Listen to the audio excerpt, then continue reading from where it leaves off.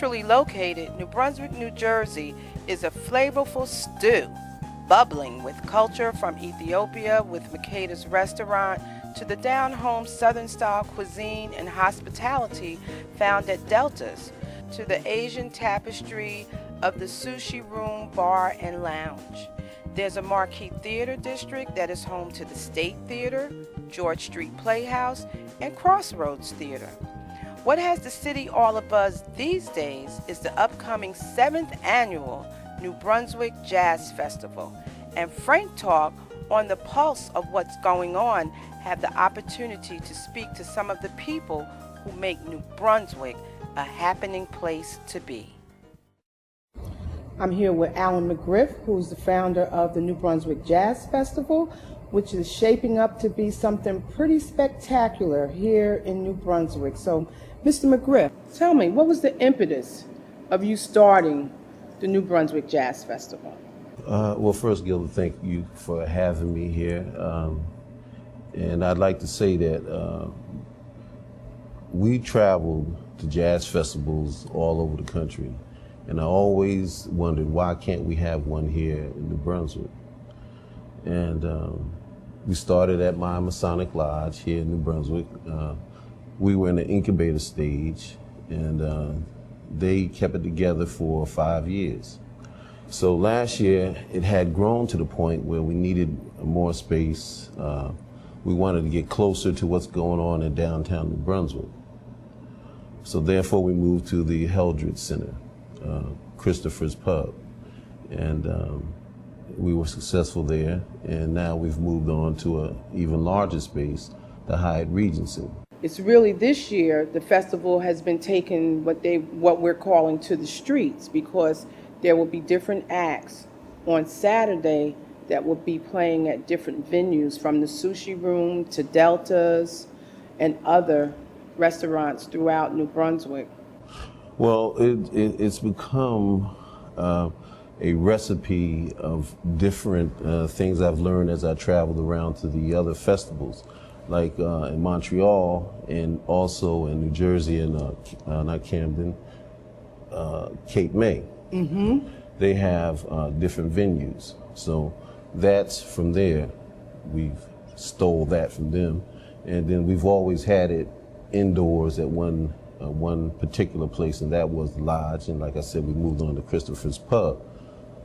So now, like I say, it's become a recipe of different things that we've learned along the way.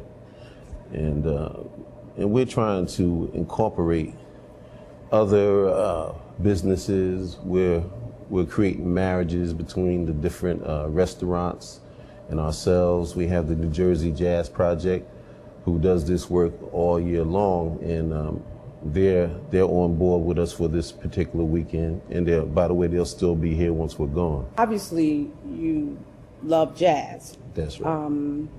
Tell me some of your heroes in the jazz canon of history. Yeah. Well, I'm more of a traditionalist. Straight ahead. Yes, but as you see now, we've worked in I love straight ahead jazz. Okay, but we worked in all kinds of things. We got a little R&B. We have a cappella.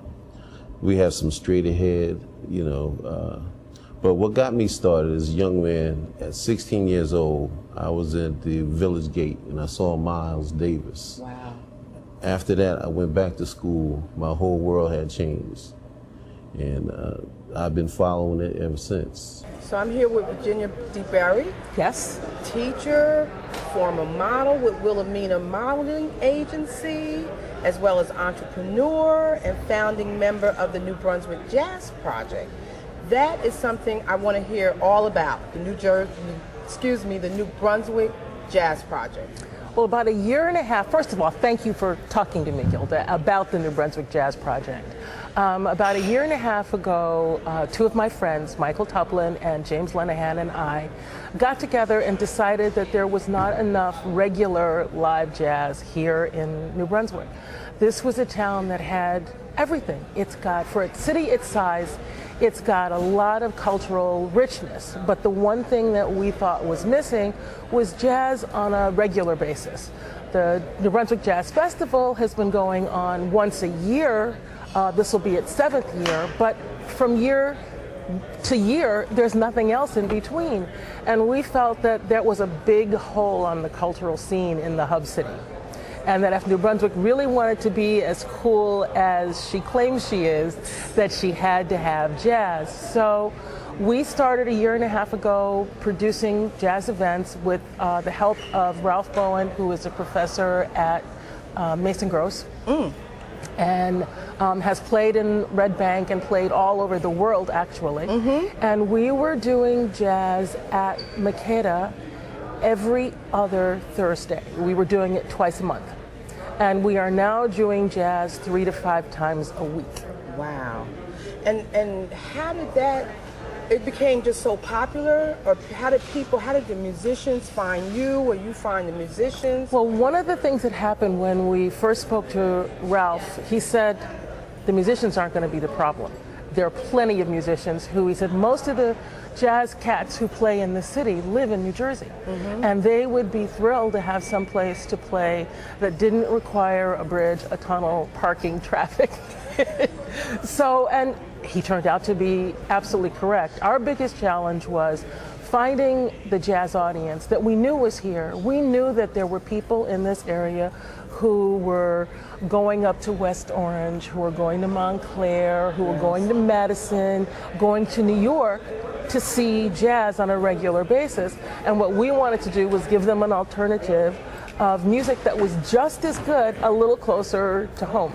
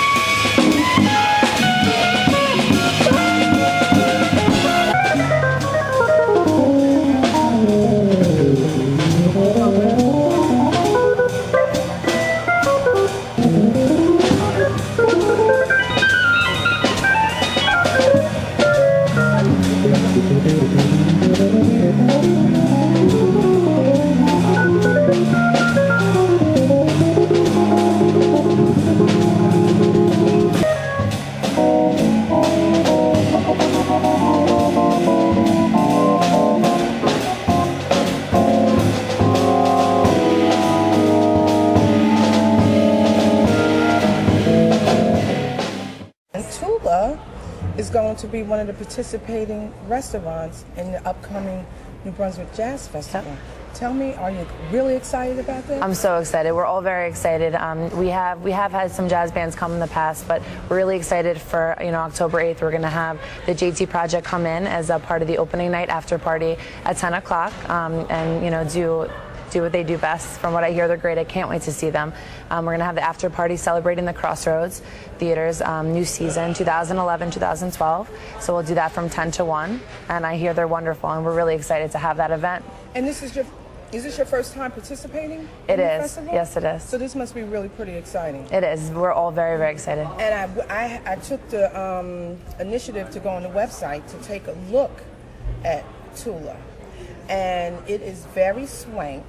Thank you. And could you just tell us, the ambiance, there at Tula? Sure. So Tula is, it's more of a lounge. I would say more of an LA style kind of restaurant lounge, very relaxed, very chill atmosphere where people can come in for even a quick lunch, or they can come in later at night and have a 4-course dinner, you know, with wine or a drink. We have our own, the lights are low, we'll have candles out. It's a very nice, relaxed, loungy type feel. No one's ever rushed. We like to cater to all kinds of people. We have the college students, we have alumni, we have businesses, we have business members, we have families come in. We have everything. All of our food is made from scratch. Everything's fresh, very affordable. Made to order. Made to order, of course, every time. Including our dressings, our sauces, very good and delicious. Where is Tula located? It is right on Easton Avenue. Okay. Right in downtown. All right, and I'm interested in the Wine Down Wednesday. Oh yes, we did. We had a Wine Down Wednesday. We had a live band come in on Wednesdays during the summer. It was half price cheese plates, which we love. And we love the cheese, the charcuterie. We had half price wine glasses. And we also now, to add to that, we did do a new cocktail list. We crafted our own house cocktails, different fun summer drinks, fruity drinks. We have every kind of, you know, to cater to every kind of person. We have the rum and the tequila, just different feels to really, so we can cater to every kind of person that comes in. And you have prefixed prices too, right? We do have different kind of events where we have pre-fee. We could do 3 courses. We have wine tastings. We do private parties. We're really there to help anyone do any kind of event that they want to do. How long has Tula been there? About 2 years. Wow. Last summer, 2 summers ago. All right, so now the Jazz Festival makes its stop there, and you're having Crossroads, the after party. So this will probably bring in a crowd of people that maybe haven't even been to Tula's yet. Right, we hope so. So this is, I think, an exciting event for the town, the city of New Brunswick. Definitely. As well as Tula, and I'm glad that you'd be with me today to talk about it. Thank you. We're very excited. Yes. Thank you.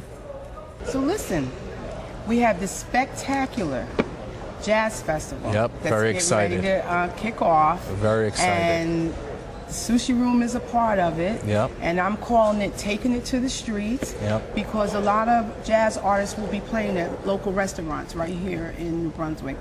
And the Sushi Room is one. Yep. So, what does that mean to the Sushi Room having the festival? Oh, being it's a part great. of it? I'm very excited for it. We're gonna get a lot of people to come out. It's you know, from different areas, different places. You know, everybody thinks Sushi Room, New Brunswick, college town. You know, but we're looking to attract a lot of people from different areas. You know, not just people who like jazz. You know. So to probably introduce people who probably haven't even maybe been Exactly. to the Sushi Room. Yep. To a new venue, a new dining experience. Yep. It's people think, you know, Sushi Room. They think automatically just sushi.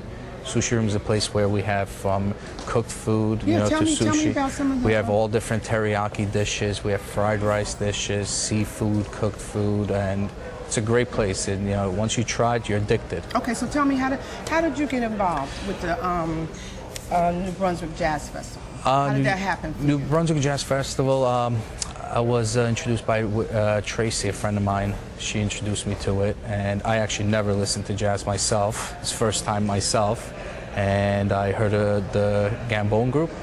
Is it called the Gambone Project? Gambone Project. Gambone Project. Great group. I heard the CD. I was like, wow. This So did you enjoy yeah, it? I enjoyed it. Great. Very excited for it. So they're going to be there at the Sushi Room Yep. from 5. 5 to 7, October 8th on Saturday night. Wonderful.